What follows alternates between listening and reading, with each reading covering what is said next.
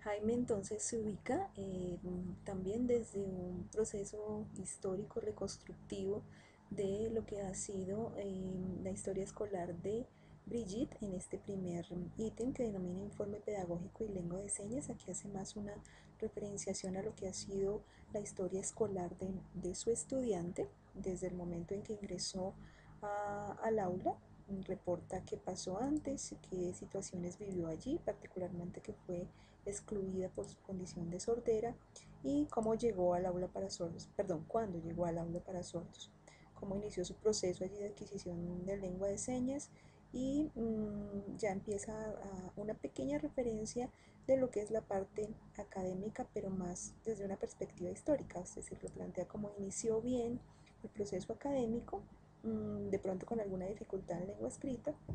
pero pues no reporta más allá de esto en ninguna referencia académica, sino básicamente la historia escolar que ha tenido en este tiempo. Después viene algo que denomina informe individual, que sigue con el mismo carácter de presentar un poco las particularidades de la personalidad de la estudiante en términos de cómo es su carácter, dedicada, tierna, sociable, las cosas que le gustan, las habilidades que tiene,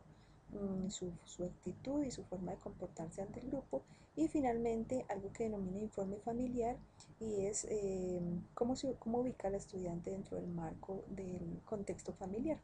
Entonces también plantea que es una relación de convivencia en la que sus padres se han separado, y esto ha afectado mucho a la estudiante, que ha pasado momentos duros por que la madre ha viajado a la ciudad de Bogotá, y bueno, todas las dificultades que esto, bueno, las dificultades que esto ha generado en el proceso educativo de la niña. Y este es en términos generales entonces el contexto de la evaluación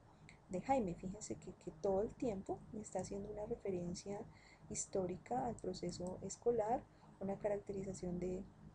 algunos elementos de su personalidad y una caracterización de un poco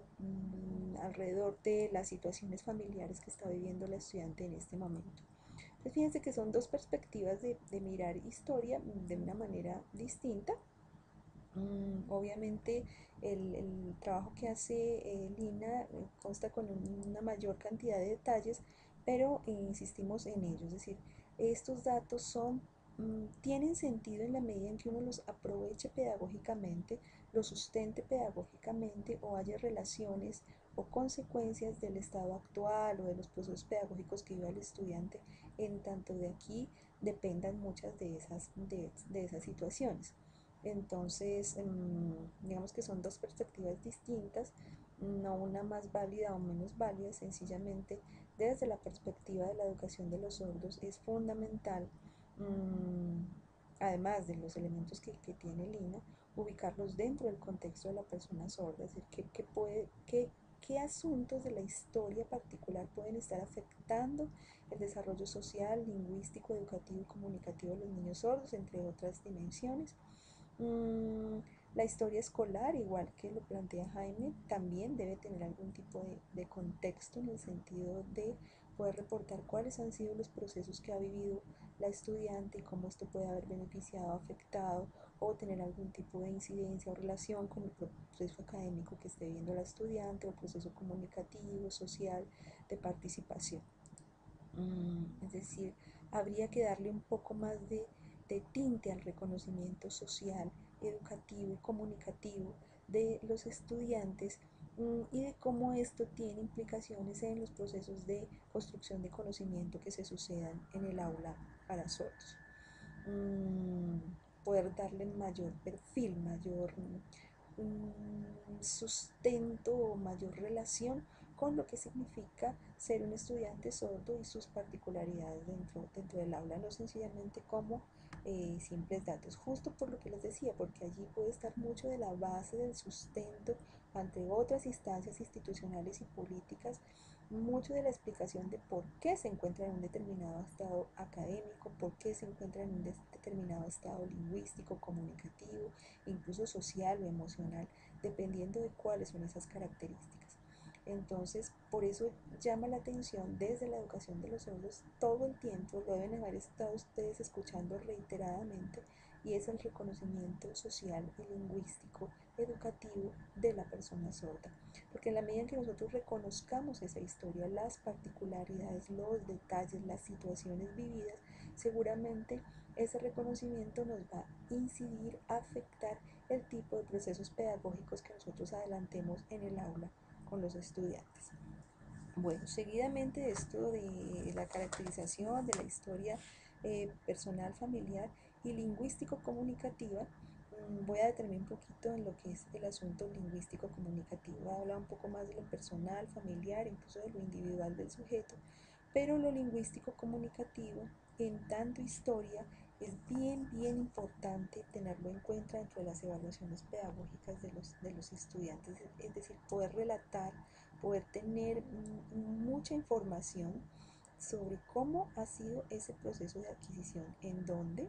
si ha sido en el aula, entonces poder caracterizar cómo han sido esas interacciones, esos procesos, esos desempeños que han permitido ir configurando, creando, enriqueciendo lengua en los estudiantes, y no sencillamente referir la fecha o referir cuándo empezó, cómo empezó, sino describir un poco el detalle de esa historia social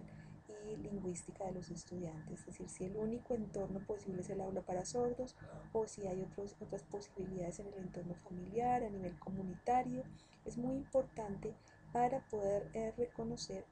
de alguna manera en qué estado y nivel de desarrollo lingüístico está el estudiante y desde ese punto de vista qué tipo de desarrollo cognitivo puede estar atravesando ese estudiante en relación con el desarrollo del lenguaje. Fíjense que en las tres evaluaciones de alguna manera se reporta que los niños empiezan con ese procedimiento o con ese proceso de adquisición en el espacio del aula con intervenciones de los modelos lingüísticos, pero difícilmente se detalla cuáles han sido los pasos, los caminos, las características de los estudiantes en ese proceso de avance en la construcción de la lengua de señas.